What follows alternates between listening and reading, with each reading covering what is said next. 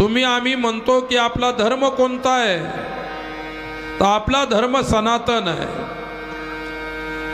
सनातन धर्माला हिंदू हे नाव फार उशिरा मिळालं, ते काही कारणाने मिळालं, परंतु आपल्या धर्माचं खरं नाव सनातन धर्म आहे।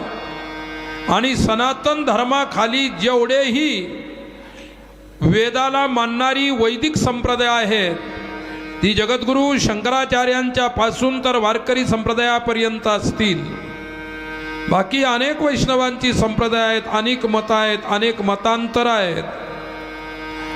परंतु वारकरी संप्रदायाने कलियुगाची जीवांचा उद्धार करण्यासाठी ज्या तत्वज्ञानाचा आश्रय घेतला, ते विचार आणि ते तत्वज्ञान अतिशय उंच कोटीचं आहे, एक नंबर। आणि दुसरी गोष्ट, सनातन धर्माचा हा विचार जनमानसापर्यंत पेरण्याचा प्रयत्न आमच्या वारकरी संतांनी केलेला आहे।